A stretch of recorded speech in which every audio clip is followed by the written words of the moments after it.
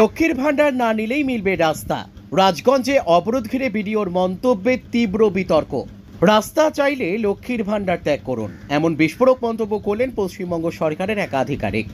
রাজগঞ্জ ব্লকের শিকারপুর অঞ্চলের north Bengal farm এলাকার দীর্ঘদিনের রাস্তার দুরবস্থা ঘিরে উত্তাল হয়ে ওঠে পরিস্থিতি। রাস্তা সংস্কারের দাবিতে এদিন পথ অবরোধে সামিল হন স্থানীয় বাসিন্দারা।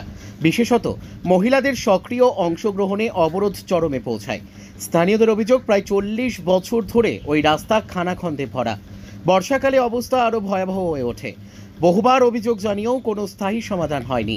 বিক্ষোভকারীদের একজন বলেন, রোগী, ছাত্রছাত্রী, শ্রমিক সবাই এই রাস্তা দিয়ে কষ্ট করে যাতায়াত করেন, কোনো বিকল্প নেই, বাধ্য হয়ে রাস্তায় নেমেছি। ঘটনাস্থলে উপস্থিত হয়ে পরিস্থিতি নিয়ন্ত্রণে আনতে চেয়েও উত্তেজনা আরও বাড়িয়ে দেন রাজগঞ্জ বিডিও প্রশান্ত বর্মন। অভিযোগ, বিক্ষোভরত মহিলাদের সঙ্গে খারাপ ব্যবহার করেন তিনি, এমনকি মদ্যপ করেন। 100 জন যদি লক্ষ্মীর ভান্ডার না নেন তাহলে রাস্তা তৈরি হতে বেশি সময় লাগবে না। তার এমন মন্তব্য ঘিরে ক্ষোভে ফেটে পড়েন স্থানীয়রা। পরে প্রশাসনের পক্ষ থেকে দ্রুত সংস্কারের আশ্বাস দিলে অবরোধ তুলে নেন বিক্ষোভকারীরা। তবে বিডিওর এই মন্তব্য ঘিরে শুরু হয়েছে রাজনৈতিক তরজা ও বিতর্ক। লক্ষ্মীর ভান্ডার পাচ্ছেন, জল ফ্রি পাচ্ছেন, আমরা কোথায় জল ফ্রি দিচ্ছি? আমাদের তো জল তো দেয় না। আসলে লক্ষ্মীর ভান্ডারের সাথে রাস্তার সাথে কোন কালেকশন আছে? পাইপ বসাইছে, জল তো নেই। পাইপ বসাইছে, আমরা তো জল পাই নাই। তো আপনার লক্ষ্মীর ভান্ডার চান না রাস্তা চান? আমরা রাস্তা চাই। লক্ষ্মীর ভান্ডার চান? লক্ষ্মীর ভান্ডার ছাড়তে রাজি? হ্যাঁ, ছাড়তে রাজি। দেন সরকার যদি না দেয় আমাদের ছাড়তে রাজি। দাদা, আমরা এতদিন যে আমরা পাইনি, এতদিন আমরা চলতে পারি নাই। আমরা কি না খেয়েছিলাম নাকি? কি নাম আছে আপনার? আমার নাম সাগর দাস। এই জায়গাটার নাম কি আছে? North Bengal farm.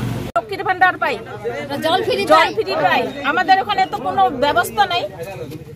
বিডিও সাহেব এর আগে আমরা পদ অবরোধ করেছিলাম যে 3 মাসের আশ্বাস দিয়েছে, আমরা নোটিশ দিয়েছি বিডিও অফিসে বা অন্যান্য জায়গায়। কই 3 মাসের সময় এখন দিয়েছে, এখনো 6 মাস হয়ে গেছে। আপনারা কি রাস্তার জন্য লক্ষ্মী ভান্ডার ছাড়বেন? হ্যাঁ, আমাদের বাচ্চা নিয়ে অসুবিধা হয়। আমাদের ছেলে মেয়েরা স্কুলে যায়, আমাদের সাইকেলে করে রাস্তা পৌঁছায় দিতে লাগে। আমরা গাড়ি ভাড়া করে স্কুলে দেই, গাড়ি ফেসে যায়। সেদিন তো গাড়ি ফেসে গেছে। একটা মা যদি সে হয়, অ্যাম্বুলেন্স ঢুকে না। লক্ষ্মী ভান্ডার নিয়ে কি বলবেন? লক্ষ্মী ভান্ডার এখানে আসবে কেন?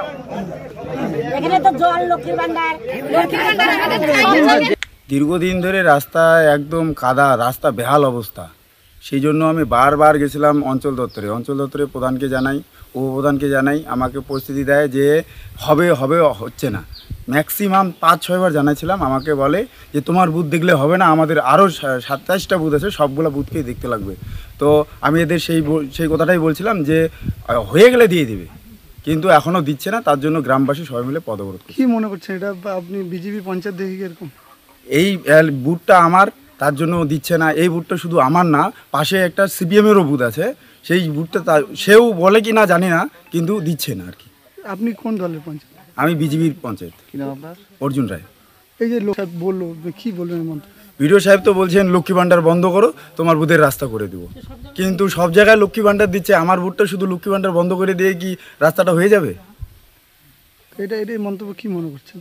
এটা তো দেখতেছি যে বিডিও সাহেব হলো টিএমসির লোক হয়ে কথা বলছে। আপনার নাম? আমার নাম অর্জুন রায়।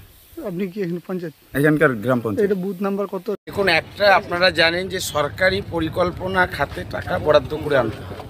এর আগেও তারা রাস্তা অবরোধ করেছিল এবং কথায় কথায় তারা রাস্তায় চলে আসে। এটা আইনসঙ্গত নয় এবং আমরা বারবার অবগত করেছি। এটা যে রাস্তার প্রয়োজন আছে সেটা জেলা পরিষদ লেভেল অথবা এমপি এমএলএ লেভেল থেকে সেই কাজটা হওয়া দরকার আছে, কারণ গ্রাম পঞ্চায়েত বা পঞ্চায়েত সমিতি লেভেলে এই কাজটা করার মতো এখতিয়ার নেই।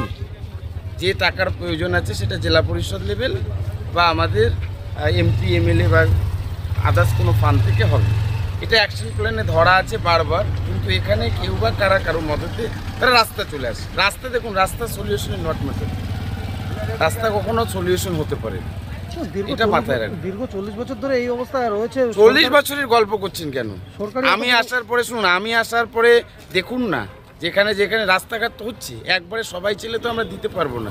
আপনি সাংবাদিক আছেন, আপনি সব জায়গায় কি খবর করতে পারছেন? ওয়েস্ট বেঙ্গলে আপনি ছুটে বেড়াতে পারছেন? আপনার না কোনো ডাল পাগলা আছে? তাহলে আপনি সব জায়গায় ছুটতে পাচ্ছেন? 40 বছরের গল্প করছেন কেন? 5 বছর বা 1 বছর 6 মাসের আগে এই উন্নয়নটা দেখুন না কি হয়েছে। এবং আমি পিডি হয়ে আসার পর মানুষ সব রকম পরিষেবা পাচ্ছে, কিন্তু আমাদের কাছে দুঃখ কোথায় লাগে, রাস্তা অবরোধ করে গর্ভবতী মা থেকে শুরু করে বাচ্চারা স্কুলে যাচ্ছে, স্কুল টাইমে রাস্তা অবরোধ, এবং যারা অবরোধ করছে তাদের মতো ছেলেমেয়ে, তাদের ঘরের ছেলেমেয়েরাই তো স্কুলে যাচ্ছে। এটা কবে আমার কাছে দুঃখের জনক। এই জন্য আমি তাদেরকে বলেছি, খালি রাস্তায় আসলাম হয়ে গেল। বিডিও অফিস আছে এবং আমরা এটা সকলেই অবগত আছি।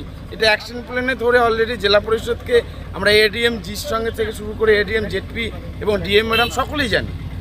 তাহলে এটা নিয়ে তো আর কোনো সিনক্রিয়েট করার কোনো মানে হয় না। এবং আপনি সাংবাদিক ভাই আছেন, আপনি বলছেন 40 বছর, আর 5 বছর আর 40 বছরের ডিফারেন্স আপনি দেখে নিন।